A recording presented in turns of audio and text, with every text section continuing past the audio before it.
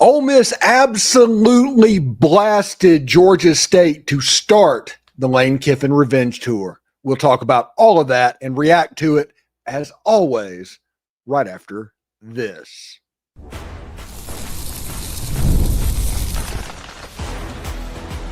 You are Locked On Ole Miss, your daily podcast on the Ole Miss Rebels. Part of the Locked On Podcast Network, your team every day. Welcome to the Locked On Ole Miss podcast. I'm your host, Stephen Willis, a 10-year veteran member of the national media and a former staff member at Ole Miss as well. Ole Miss overcame a sloppy start to this game to absolutely destroy Georgia State 63-7. It's a game that the line went down over the course of the week, but Lane Kiffin and Ole Miss was able to easily cover this line. It was led by Austin Simmons, 341 yards and 3 touchdowns. He did have 2 first quarter interceptions, or this game would have been a whole lot worse potentially. But after that slow start, they got it all together. We'll talk about all of that. We'll mention some of the pause points as well, some things that we need to pay attention to as this moves forward, especially with a road trip to the Kentucky Wildcats and the Arkansas Razorbacks coming to town over the next 2 weeks. Thank you for making the Locked On Ole Miss podcast your first listen every day, and a special thank you to the everydayers who make this show what it is. Please give us a like, subscribe, and comment on your way out. Check out a second listen on the network. Every college and pro team is available. Today's episode is brought to you by Game Time. Download the Game Time app and create an account to use code LOCKEDONCollege for $20 off your first purchase. Now, I'm excited, okay? There's some stuff to work on. This literally was, in my opinion, a perfect season opener. And let me explain what I mean by that. You blew out your opponent. You won by 56 points. But you have a ton of stuff to work on, to where you can pop on the field and it's like, hey, we gave up too many explosive plays in the run game. Hey, look at this pass play. The secondary played fantastic tonight, by the way. Nobody even paid attention to the secondary at all. It was run explosives that was kind of the weird thing that was going on. You look at the beginning, the offensive line struggled with continuity. We talked about a little bit of the keys to the game about Ole Miss needing to develop that continuity. Well, that's what that looked like. That is what building continuity looks like. Everybody's going to talk about it. If you play like that against Kentucky or Arkansas, you're not going to win those games, and you're probably right. But you can't not play like that just at the beginning, because they're basically at the point where they should have been 3 weeks ago. And injuries derailed the tight end room and the offensive line room. So the offensive line struggled mightily in the first quarter, got Austin Simmons hit, and it caused an interception right at the beginning of the first quarter after the touchdown drive. And then on the second interception, Austin just didn't see the safety. The backside safety came over and picked that off. That is a carbon copy of what happened to Austin Simmons in the first scrimmage. But the important thing about Austin, and my wife noticed this when she was watching the game as well, is like he really bounced back well. Whenever something goes wrong, he plays the next play. You hear coaches all the time talking about that, but he seems to have a big grasp on that. He's a good player. That's what we saw. We've watched football all day on Saturday. Did you see anybody that looked like they had a higher ceiling than Austin Simmons? Heck, Arch Manning, his first pass would bounce twice to the wide receiver. He completed one beautiful pass, but man, that was at best a mixed bag. When you look at Julian Sayin, he struggled as well. New quarterbacks are the story of the top contenders for the national title. Congrats to LSU for beating Clemson, by the way. That was a big win. And that means that game in Oxford just got a little bit more important. If Ole Miss wins out, there's a good chance that College Game Day is setting up in the Grove for that game. But the way it is situated, Austin looked fantastic. Save one throw. I don't blame him for the interception that he was getting hit on that they picked off on the first one. I don't blame him for that because that was a whiff by Patrick Kudas. I mean, that happens. His first real game action, other than the mock game, was this in the middle of fall camp. Whenever you were supposed to be building that continuity, you didn't do it. And in the beginning of the game speed kind of got to it. And the first quarter was a little bit of a disaster, but every single rep that Ole Miss had in that game, the offensive line got better. If you notice that, if you notice what went on, every single rep in that game, the offensive line got better. And that's something that gives me a little bit of happiness because that was going to be a pause point. Whenever you looked at the first quarter, it's like, hey, take care of the ball. Ole Miss was leading 7-0 at the end of the first quarter. They won 63-7, which means they scored 56 points in the second, third, and fourth quarter. That is roughly about 20 points per quarter. So other than the extreme slow start, they got better and better and better. Now, one of the things we need to talk about, and also if you comment on the thread, we are going to hit that in the third segment like we always do. Please leave your question and where you're commenting from. I want to be able to call out where you're watching the show from. So please leave that in the comments as well. This defense, the surprising thing to me that's kind of my pause point on the defense is the explosive plays in the run game.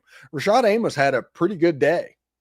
He's somebody that you wonder if he played, like really played last year, would he have been successful? But he had a pretty good day. Like Austin Simmons, Kewan Lacy, 3 touchdowns and over 100 yards rushing. Had a 42-yard touchdown. I called a more than 50-yard touchdown. He almost got there, but he is going to be an absolute star by the time he leaves Ole Miss. He is going to be everything you want. Logan Diggs had nearly 100 yards in the fourth quarter and absolute mop-up time. I wondered if he was the fourth quarterback, if he was the Snoop Connor. We'll see if they do that at Kroger Field and put him in the fourth quarter as well. He doesn't look like he has his top-end speed anymore after his injury. A little bit slower than he was, but looking at Logan Diggs, he still has a little bit of that burst, the first 20 yards of that going on. And Damian Taylor, I think he looked really good as well. And you saw 3 different versions of the short yardage shotgun. I like that as well. You had Daquan Wright lined up for a short yardage run. He's the true J.J. Pegues of this year. You had Trinidad Chambliss, who I like that player. I really like him. We'll see what happens whenever SEC play starts with him. And they also put Damian Taylor back there for a short yardage run as well out of the Wildcats. So we'll see exactly how that looks. Anyway, when we come back, we will look at the stats in this game. Ole Miss got nearly 700 yards of total offense to go with their 63 points. We'll do that real quick. In your comments, don't forget to put where you're commenting from. We'll talk about that as soon as we come back. Listen, college football is back, and I could not be more excited. From tailgates to rivalries to energy in the stands, there's just nothing like it. But let's be real. Actually getting tickets can feel like more of a battle than the game itself. Endless queues, hidden fees, prices jumping at checkout. That's why I use Game Time. It's the app that gives the advantage back to the fans.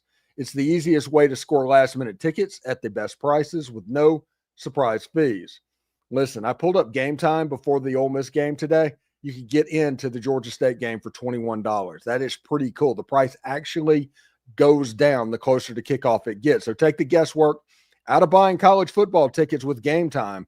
Download the Game Time app, create an account, and use the code LOCKEDONCollege for $20 off your first purchase. That's terms apply again. That's promo code LOCKEDONCOLLEGE for $20 off. Swipe, tap, ticket, go. Download Game Time today. And hey, can you do us an important favor? Locked On wants to hear from you.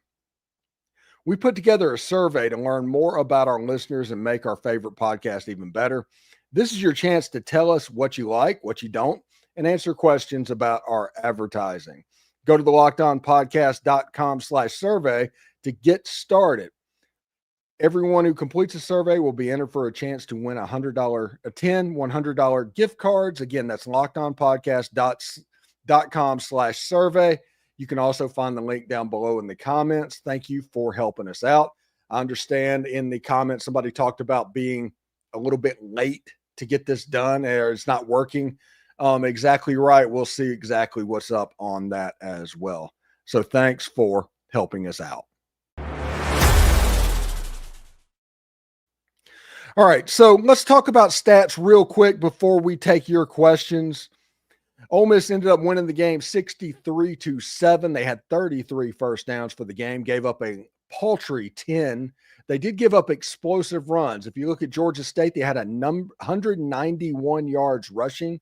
That was essentially 3 carries that they got nearly like 100 yards of that rushing. The rest of the game, the team played quite well, but in that run, they got a little bit, the explosive runs was a little bit difficult. Passing, Ole Miss threw for 400, gave up 69. Again, the secondary played really well for 695 yards of total offense, giving up 260. 2 turnovers. That was 2 Austin Simmons interceptions in the first quarter. Georgia State threw a pick to Xavier Harris. That was one of the funniest things I've seen. He had a fantastic stat line today, by the way. Really good player, somebody to look at for what Xavier Harris did. I said he's had an all SEC level camp. Well, he basically had an interception, a sack, couple of tackles. He was kind of a problem playing the nose guard position today. So we'll see. Xavier Harris, really good player. I'm excited to see exactly where Ole Miss goes defensively. Again, they have to get rid of the explosive plays in the run game. Dante Dowdle and the guys at Kentucky, they will take advantage of what's going on.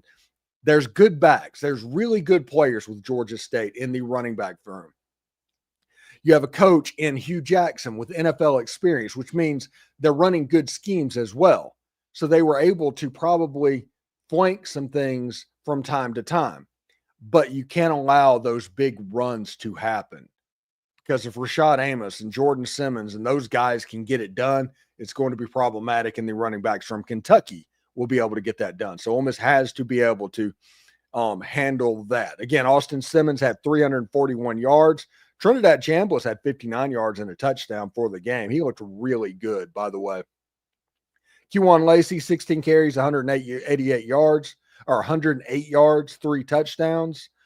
First running back since Artie Moore. I actually played against him in high school to rush for 100 yards, and that was against Idaho State in 1997. Deuce Alexander, the jet sweep is back, baby. We're calling the jet sweep again. Deuce Alexander is really good at it, apparently, and Logan Diggs was a beast on the last couple of drives. He ended up with a touchdown for the game. And Trinidad Chambliss, Daquan Wright, those guys, a little bit different in the short yardage with what's going on. The receiver, Harrison Wallace. Everybody thought Deshaun Stribling was the wide receiver to watch. It was Harrison Wallace. And if you look at his punt returns, he had one time he was averaging 17 yards over 4 returns. He was very good taking the ball directly up the middle.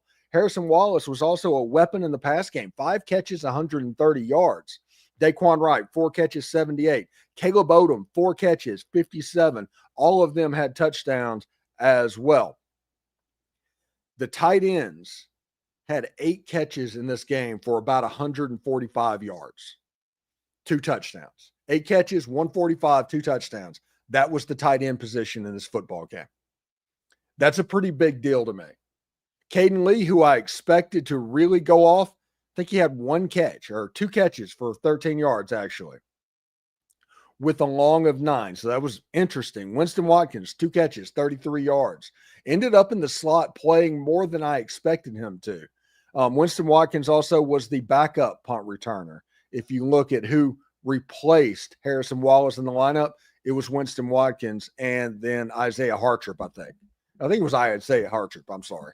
Isaiah Hartrip was the backup punter. He also had a touchdown catch, caught the touchdown from Trinidad Chambliss. He is a really good player. This is a really good team, y'all.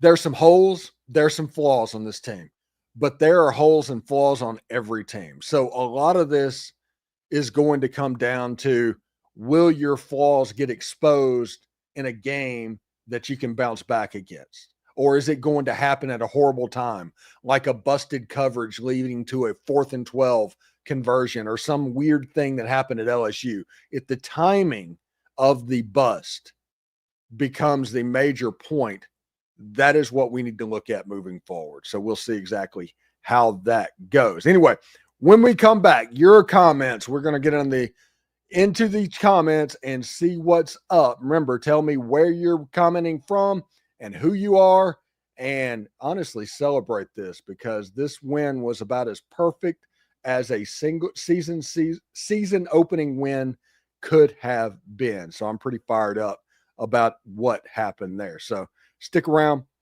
We'll have comments next.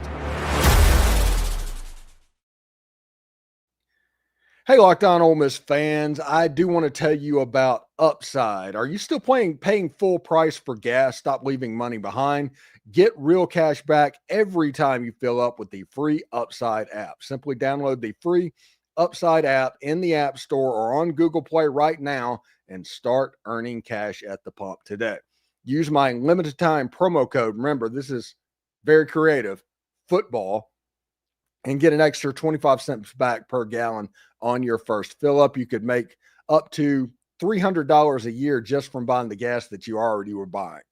So at first I thought this was too good to be true, but it's actually totally legit. So real people are getting paid to make their daily commutes, and now you can too.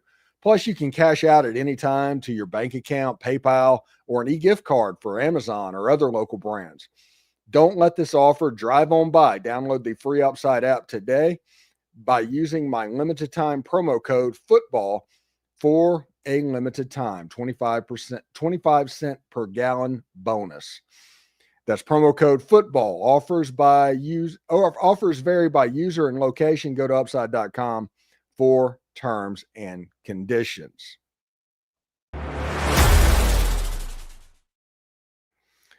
All right, it's comment time. Remember, if you're commenting, please comment. Tell me where you're commenting from. I do want to talk about what's going on. This was a fun game to me. I enjoyed this game. I did not enjoy the interceptions. I did not enjoy the line play in the first quarter, but I enjoy how they kind of fixed it in real time. And with every snap, the offensive line got better, and I loved seeing the quick game come back into it. All right, so this is from Muddy Redneck. I'm curious, what are the injuries on the O-line, and with tight end Haas? Any word on their potential returns to action? And I think Delano Townsend might be back next week, who was the penciled-in starter at left guard for Ole Miss. Now, Luke Haas, I think LSU is their goal, but maybe he'll get back a little early. They wanted TJ Banks to be back for Kentucky. He was back tonight as well. So we'll see what happens. Terez Davis, I'm not exactly sure what the injury is, but when sooner he gets back, the sooner the depth happens, the rotation happens, continuity can completely develop as well. And Reb1 says, look like the offense will share the ball better this year. Love the quick game, and Wright is a cheat code. Yes, Daquan Wright is really, really good. And I love the fact that Austin is sharing that around. There's a part of the Austin Simmons game to where he processes so quickly, he gets the ball out almost pre-snap. And other than the interception that he threw, the second interception, he generally made good decisions most of the day. But as the quick game happened, as you can see, the pass rush slowed down. The running game opened up, almost ended up with nearly 300 yards rushing because of the quick game. I think the quick game is the cheat code for Ole Miss in this season. I think we'll have to pay attention to that. People like Daquan Wright and Caleb Odom and Deuce Alexander and Winston Watkins and Caden Lee, they're going to be very important, close for the deep shots to Harrison Wallace, who was very, very good tonight. Everybody thought Deshaun Stribling. Everybody was talking Deshaun Stribling, including myself. but it was Harrison Wallace that turned out to be the true receiving star of the first game. Why Connor Quinn says, why is Cunningham not getting any PT? He did. He was in at the very end of the game. I actually saw number 3 out there. He's just a freshman and he got here in the summer, which means he's a little bit behind on his development. He's behind Winston Watkins. Honestly, he's probably behind Dylan Alford if we're going to be real about it. And Ole Miss has a lot of depth above him on the chart. So we'll see exactly how that looks. All right. SP says Lacy is the real deal. He has the best contact balance that I've seen in a while. I think his contact balance is better than Quinshawn. He is hard to get on the ground. He runs really hard.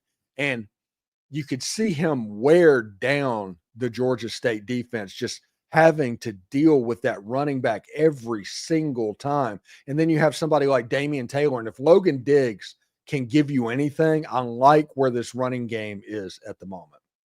Again, it wasn't a situation where it's a big deal that they almost rushed for 300 yards.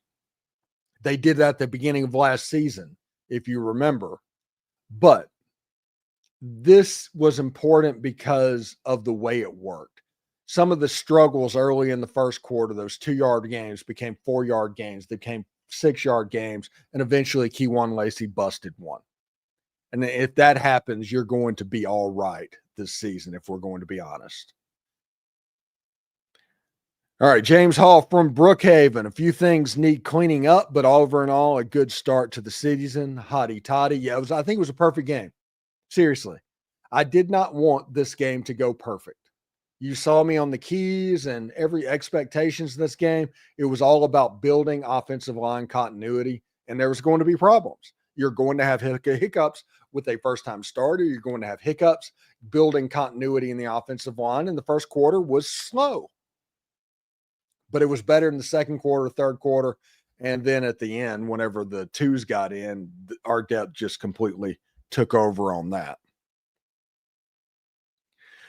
Blake Glover says number 75 on the offensive line is a problem. Got to get the line straight. He's going to be fine, Blake. He is somebody that did not play a lot of football last year, did not start really practicing until about 2 weeks ago. So he's a little bit behind. The game speed probably got to him a little bit. He's going to be fine. He just has to adjust. Now, there's a big step up coming with the Kentucky Wildcats. There's a big step up coming as far as defensive line play. They only won 24-16 against Toledo today, but the defensive line and Mark Stoop usually has a pretty good plan for Ole Miss. Ole Miss won in Lexington last time on a Matt Corral on a missed extra point, if I'm not mistaken. It was like 41-40. And Kentucky almost won in Jackson Dart's first year in 2022. That was the Jared Ivey big sack, and Kentucky actually did win last year. Ole Miss needs to be ready for the physicality of Kentucky. They're a physical lunch pail type defense. You have to match them, period. Jamie Meredith says, great game. Perfect first game for Austin and this O-line. He spread the ball around and the running game showed promise. Yeah, I was actually more surprised about the run game than I thought I would have been. I was expecting Kewan to be the real deal. Everybody was, honestly. But I wasn't expecting the whole room to show, because last year that wasn't the case. Whenever, not picking on the kid or anything, but when Dominic Thomas is your backup, depth is a problem. It's a real problem. When you're starting a fifth string wide receiver or running back, depth is a problem.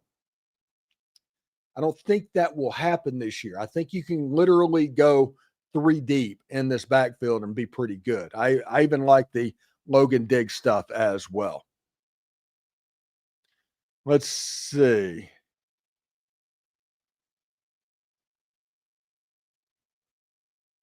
I hit the wrong button real quick, so I need to find where I was.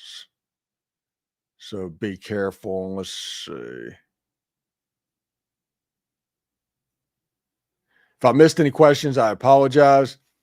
Cunningham not getting play and Winnie Watkins getting in was interesting. They played different positions, and Winnie Watkins was here in the spring, Connor. It's from Connor Quinn talking about Cunningham not playing. Again, nobody has anything against Caleb Cunningham wanting to play his high school basketball season. If you've seen the dunks that he did during his high school basketball career, yes, you can understand why he wanted that. But Caleb Cunningham, if he'd have gotten here in January, is a different Caleb Cunningham than we are seeing right now. It's just the way it works. Getting to school early, that's an important deal. David Gibson, LSU defensive line will eat our O-line for lunch. You don't know that, David. You don't. Ole Miss did not play LSU today. You don't play LSU for 5 games. If Ole Miss plays like they did today against LSU, yes, they will eat your line. But that's not the way this works. You're smart enough to know that. It's up and down. Everything's up and down, up and down. Everything ebbs and flows. And LSU's defensive line is good. LSU spent $20 million in the transfer portal. They better be good. But by the time Ole Miss gets there, that is the 5th game of the season. Halfway through the season, and you've already played Kentucky, Arkansas, and Tulane. You'll be battle tested at that point for the 5th game. I'm not worried about the LSU game. And being in Oxford, that helps. You're not dealing with Tiger Stadium, dealing with noise. They'll be quiet whenever they're on offense. It'll be an advantage, Ole Miss. Jay Cannon says, Lacy looked really good tonight. He's from Lumberton, Mississippi. Jay, I agree. Lacy looked the real deal. Something that we haven't seen in a while in Oxford, if we're going to be honest about it. We haven't seen that level in a bit. Kedrick Jones says he's watching from Oxford, Mississippi. Go Rebs. Hey, Kedrick, thank you very much. Dada says, Lacy is such a strong runner. I was blown away by his speed. I never thought I'd say this, but I love the 2 quarterback strategy watching from Dothan, Alabama. You know what? This strategy, what they're going to do, and this is going to be weird and this is going to sound bizarre, but do you remember the first Florida national championship team where Chris Leak would take them all the way down the field and then they'd bring in a freshman, Tim Tebow, to get into the end zone? I think it might look a little bit something like that. Austin Simmons is a really good quarterback, but you have to pay attention to that. Will Callaway, are we feeling worse or better about the UK game next week? How about the Arkansas game the week after that? From Norcross, Virginia, we're feeling the same. Kentucky barely beat Toledo at home. Their offense struggled. They had a defensive touchdown. It's going to be very difficult for Kentucky to score the ball on you. Arkansas is going to be very difficult for them to stop you. You put up 63 last year. They're going to come in with a lot of vinegar, but you feel about the same. You didn't learn anything to make you feel differently, except maybe Kentucky's worse than Mississippi State. They might be the 16 team in the SEC. Rebel Munchkin says, I am pleased. First game, go Rebs. Watching from Central Mississippi.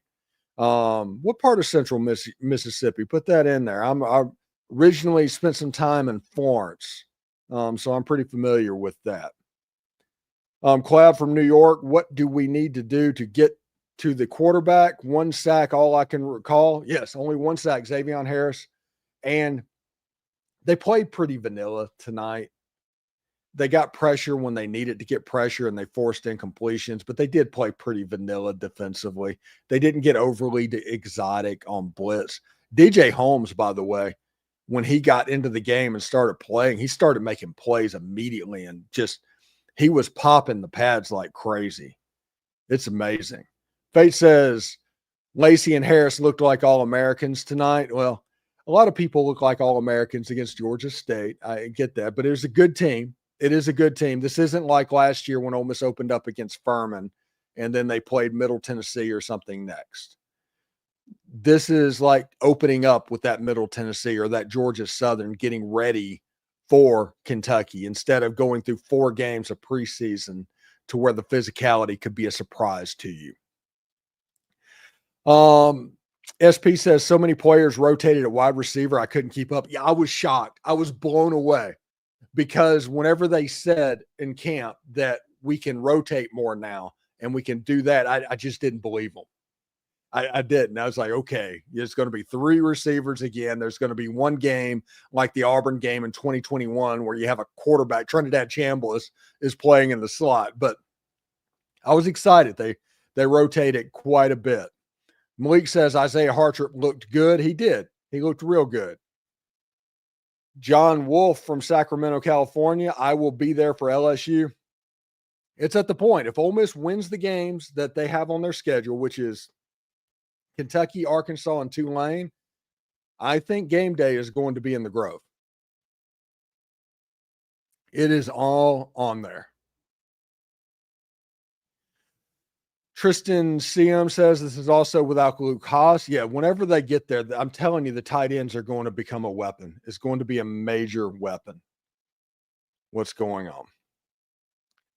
Let's see. Kevin Polk from Pearl, Mississippi. We have a running game. It's been a couple of years since we had one of that. Honestly. Connor Quinn says, go Rebels from Knoxville, Tennessee.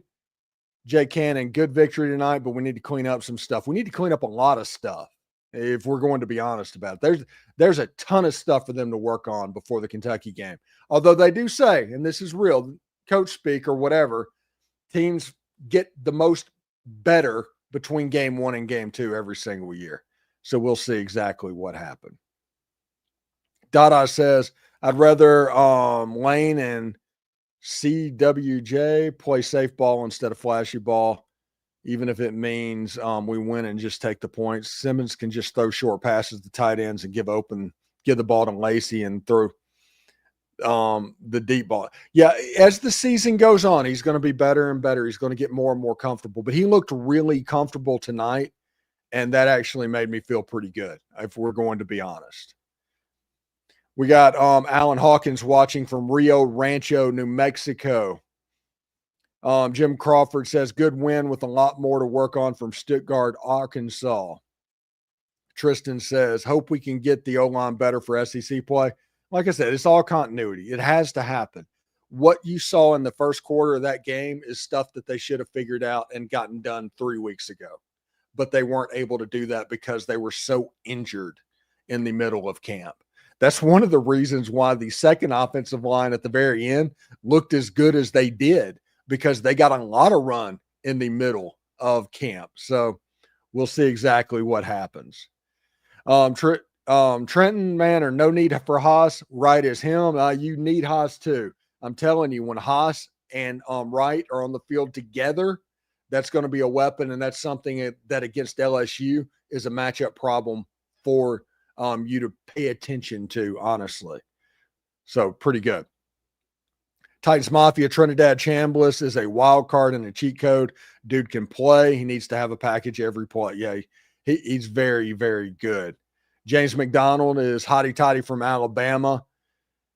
Aaron Faltis, do you think Wallace will hit 1,000 yards receiving this year?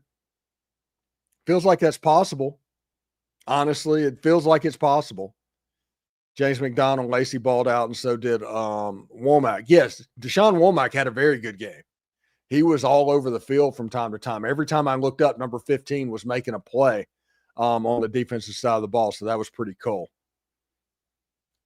Titans Mafia, I think we threw the ball over the middle tonight than we have the whole time Jackson Dart was here. Yeah, it's going to look a little bit different. They can do a lot of the same stuff, but the things that they like to do, it's going to be different.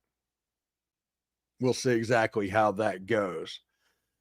James McDonald says, I really like the kicking game and the punts. Yes, I like the fact that on kickoffs, no ball that Lucas Canero kicked landed in the field of play. Everything was through the back of the end zone. That's what I like. Jay Spoon from Tupelo would like to see Logan Diggs get more carries, runs as hard as Taylor with the ability to make people miss. Until the line gets there, running backs will need to be able to do more on their own.